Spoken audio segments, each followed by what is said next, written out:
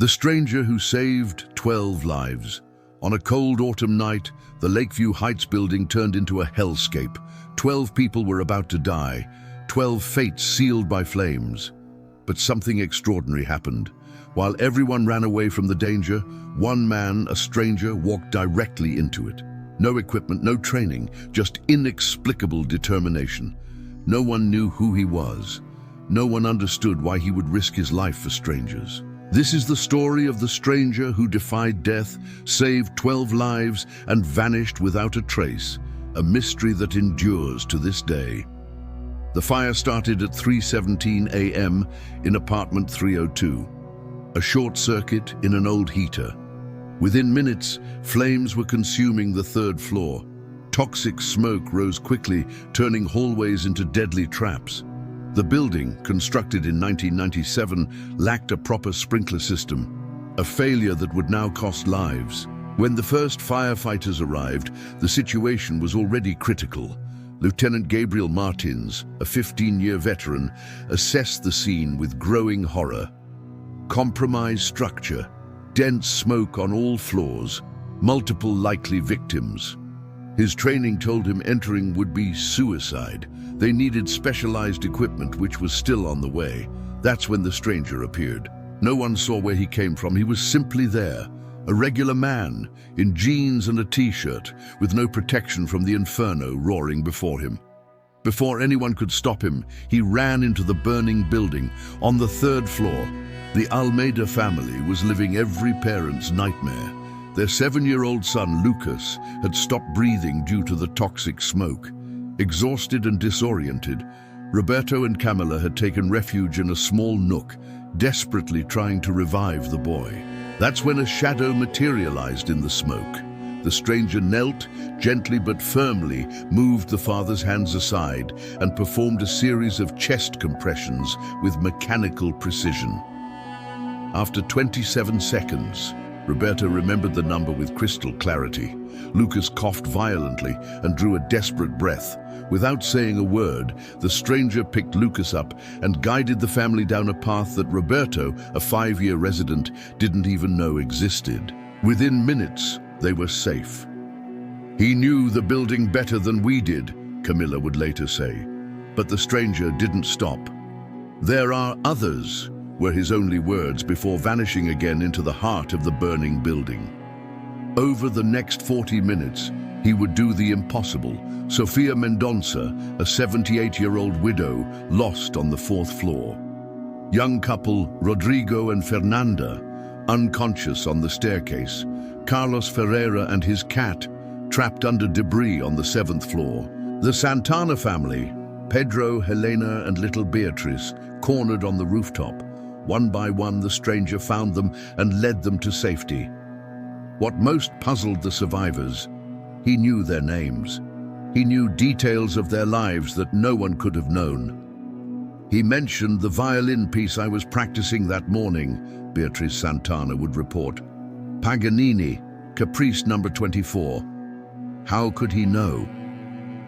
At 4:25 a.m., when the building was on the verge of total collapse, the stranger made his most disturbing statement to Commander Silva.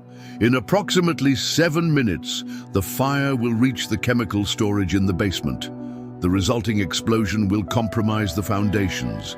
The entire building will come down." The commander turned pale. That specific information was not public knowledge. How could this man know? Before he could ask, the stranger ran back into the inferno one last time. His goal, Miguel Santos, a 70-year-old former firefighter, trapped under a collapsed beam on the 11th floor. With strength that defied explanation, the stranger lifted the 200-kilo beam just enough to free the elderly man. Carrying him, he began an impossible descent through the doomed building. At exactly 4:32, the chemical storage exploded. The Lakeview Heights building collapsed in on itself within seconds. Everyone assumed the stranger and Miguel had perished. 3 minutes later, a metallic sound drew attention. From a sewer grate 50 meters beyond the perimeter emerged the impossible, the stranger carrying Miguel Santos, both alive. "Sewer system," he explained simply, as if that justified the miracle he had just performed. He handed Miguel over to the paramedics, ignoring his own severe injuries, and vanished into the chaos. Hours later, nurses found his hospital room empty. No signs of struggle, no footage on security cameras. He had simply disappeared. The investigation that followed revealed an even deeper mystery. Detective Paulo Ribeiro, assigned to the case, discovered historical photographs from other disasters: a fire in 1984, a collapse in 2003, even a fire at an orphanage in 1972. In each one, the same face, the same man, not aged a single day. The answer came from an unexpected source: Helena Alves, an 80-year-old woman living on the outskirts of the city. She told the detective an impossible story about her husband Daniel, a soldier listed as missing during the Korean War in 1953. Daniel returned in 1955, she explained, but something had changed in him. During a mission in Korea, gravely wounded, he experienced what I can only describe as temporal displacement. One moment, he was dying on a battlefield in 1953.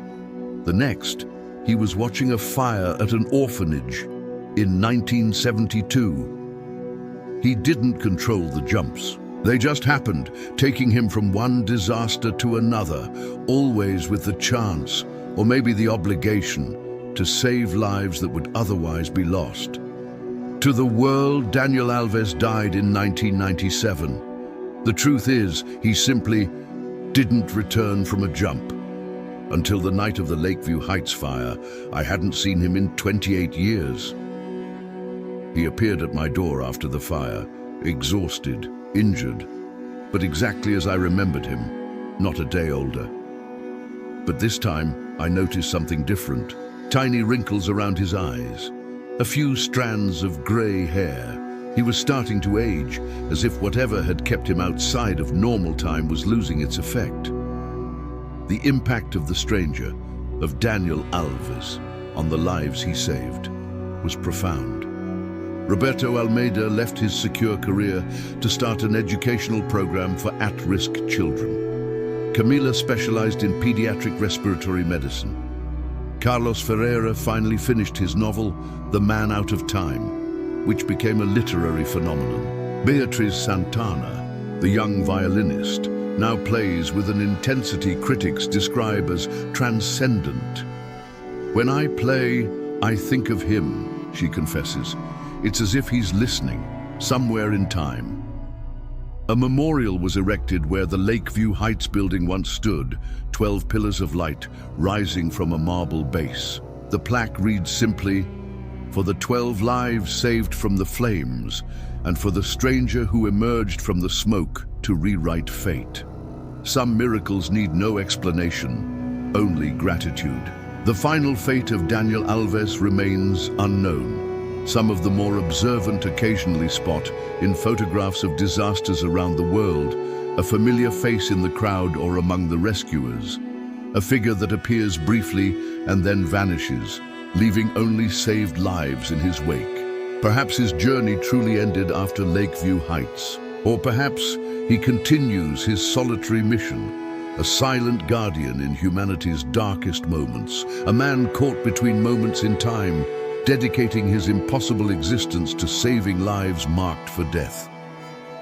In a vast and often indifferent universe, individual acts of courage and compassion matter.